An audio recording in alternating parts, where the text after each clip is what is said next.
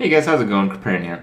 So, I've actually made a monk in Diablo 3. You guys probably have no idea that I did because, well, I leveled him in a few hours and I geared him out in, well, all his gear is crafted except for a few pieces that I found with the Demon Hunter.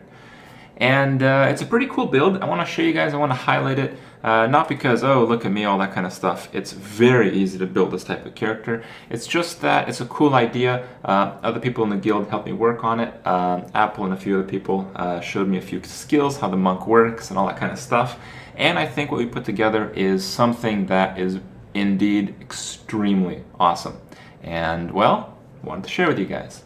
So here we are, this is my monk. I don't have any cooldowns up, I have 140 million toughness, and this is what this character is. This character is a tank, and what I've realized when I was playing my Demon Hunter is that any kind of tank, any kind of monk or whatever you bring into Greater Rifts past 30, especially on hardcore, they're going to die. And that became the limiting factor. That was why it didn't really progress very much in group Greater Rifts, was because every single tank that we ever brought died really quickly, in some cases on their first run. So the reality is it's very, very easy to build a character like this. I'll show you guys the gear real quick. Some of it is not that easy to get, but you don't need it. The parts that you need are quite easy to get, and honestly, they're very flexible. So we'll start with the items that aren't too easy to get. You need a Leoric's crown. You don't need one that's 100% perfect like this one, but you do have to keep in mind that you get this item to double the bonus of cooldown reduction.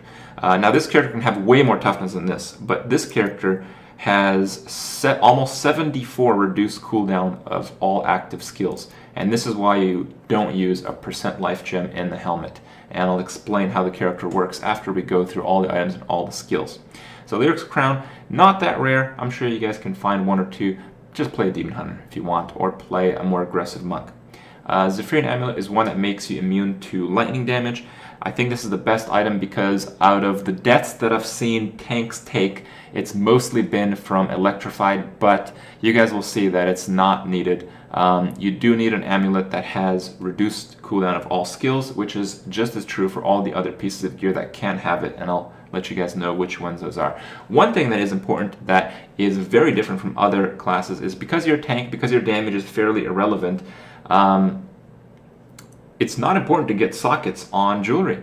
The only gem that you actually need is this one, Gugok of Swiftness. It's not for the attack speed, it's for the cooldown reduction per stack of attack speed. So you can get 15% more cooldown reduction from a socket. This is not the best way you can roll this ring. It has 15% life instead of 8% cooldown reduction, but I just kept it because the character works, because I have cooldown reduction on everything else. The Ring of Royal Grandeur, which is now very easy to get, by the way, just get one of these. If you want to drop the attack speed, go for it. Attack speed is not that important. Get reduced cooldown of all skills on everything. So rings, amulet, gloves, specifically weapons, that's why I'm dual wield, and shoulders. So there's a lot of set items that you see here, and I'll show you guys why the Ring of Royal Grandeur is so important. So the first set that I'll go to is Borns. This is all the sets used on this character are crafted. Born's Furious Wrath is a crafted weapon. You do need to get reduced cooldown of all skills onto this item, preferably 10%, which is the max. You don't need the socket. I just decided to waste one of my gifts on it because it was a pretty good roll. You don't really care about damage, but the damage roll, the primary damage roll on a weapon, it's pretty important. Because it's a full tank, eventually you probably want to drop this gem and get like a life on hit gem, but whatever. For now, it's fine. You can see that I'm getting the 3 set bonus by only using 2 pieces because of the Ring of the Royal Grandeur, which reduces the set items required by 1. So this is why this character is so important. The bonus of Borns is relevant because the 3 set is reduced cooldown of all skills by 10%. And the 2 set 15% life is also fairly significant. So I use the Born Shoulders, Born Sword. There's actually no flexibility if you want to use all these set items, by the way. You want to use Ashera's Ward. The gloves, just pure tank stats, because the 3 set gives you 20% life and 2 set gives you $100 resist, which is very, very good. And if you build full tank, you're not going to see stats like these. So, get those, get these. You notice that these don't have all resists, but because they have a secondary resist, and because we have a specific passive, it will make up for it. And we use the Captain's 3 set, again in 2 pieces, and again because it has the reduced cooldown of skills, it's a 2-piece, but because you use the ring you get the 3-piece for free, which is all resist, which is, whatever, why not, you know? So for the Captains you need to use the pants and the belt. Make sure you get as tanky rolls as you possibly can. You also use Augils. Augils is good just because it has the elite damage reduction, the range and melee damage reduction, and all these individual things kind of add up after a while. So you get Augils chest and you get Augils bracers. So you use a shitload of set pieces. And the only item I didn't go over is the Burning Axe of Sankis. You use this item because of the unique property of the legendary chance to fight through the pain when enemies hit you. This passively procs like an ignore pain. And it's pretty good. It does reduce damage a little bit further, but as you'll see shortly, it's completely irrelevant. I just used it because it happened to drop, because it's cool, and because it already had a reduced cooldown of all skills roll on it.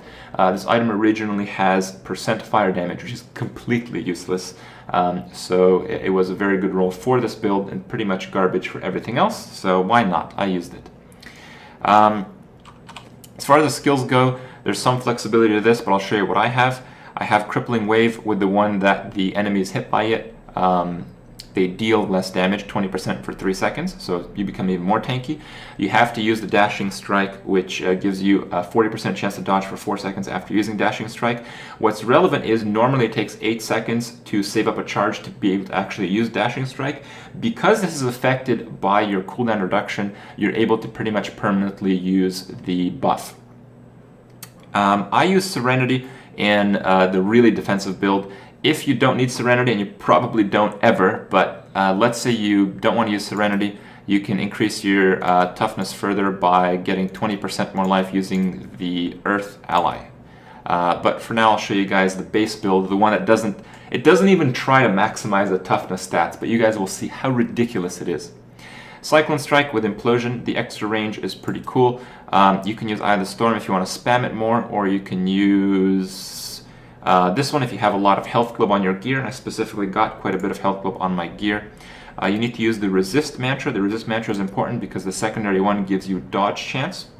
What's relevant is because they changed decks to give you armor, everything that gives you dodge chance, specifically stuff like this, makes it crazy. Like the amount of toughness you gain from something like this is ridiculous. And then you use Epiphany with Desert Shroud. It gives you a 50% shield wall, and your attacks make you teleport and do all that crazy stuff. Epiphany, it's 60-second cooldown, 15-second duration, so you need 75% cooldown reduction, and I do have this using the gem, and I don't have reduced cooldown on all my pieces. You can further this to increase and actually make Serenity, which makes you immune to everything. You can make it so you're a permanent immune to everything tank.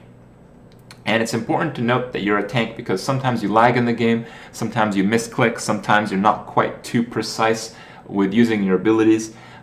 So if Serenity drops, you don't want to die instantly. And I'll just use this build as the example, which doesn't have quite the perfect gear yet, but it's still, I made this gear from crafting. It's nothing. This character setup is 0.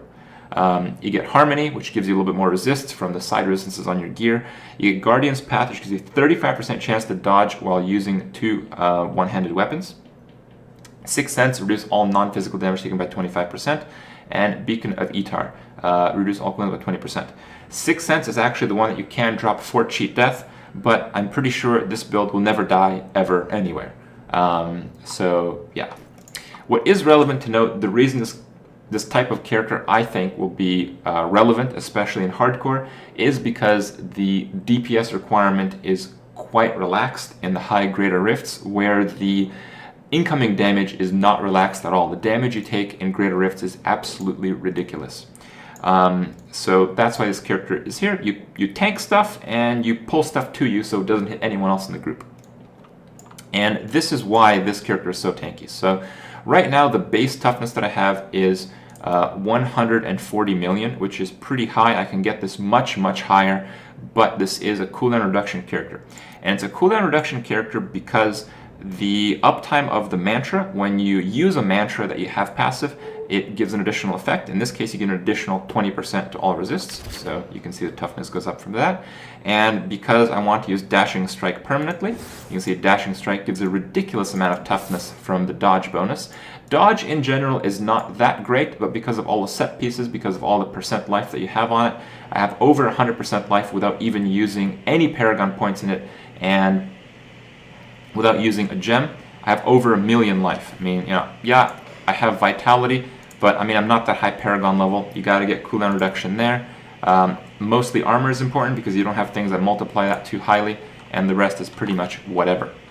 But yeah, the dodge is ridiculous, and it's ridiculous because you have the buffer. You can afford to get hit a few times in between not dodging hits. And the other ability is Epiphany, which is the shield wall, because, well, with the stacks, I do have permanent Epiphany. I can't be CC'd, and I gain like a lot of spirit regeneration passively. And Serenity, right now it has, with the stacks from the gem, it has about a 5 something second cooldown. I'd say it's about 75% uptime that I'm immune. So pretty much most of the time I'm immune, and when I take damage I have 532 million toughness. And you guys can see that I can easily just keep this up. It doesn't drop. The Epiphany will drop for like 1 second, but that's because I don't have any stacks for cooldown reduction on the other ability. So this character is completely insane for tanking because it will pretty much never die. So why would you need cheat death on this type of character? I don't know, maybe you do, but I doubt it. Anyway, it was a lot of fun playing and setting up this character. So I hope you guys, if you guys need a tank for your Greater Rift, you consider this type of build. And yeah, it's cool stuff. I'm surprised that the monk has so many cool builds to make. I really enjoyed the class, and maybe next season I'll make one that isn't just a tank, that actually can play by itself, so I don't have to rely on my Demon Hunter to farm stuff and gear and all the rest. Anyway, it was a lot of fun. I leveled the character in a few hours, and I actually had a pretty hilarious moment when I was leveling it, and I'll exit with that. So enjoy, and I'll see you guys tomorrow.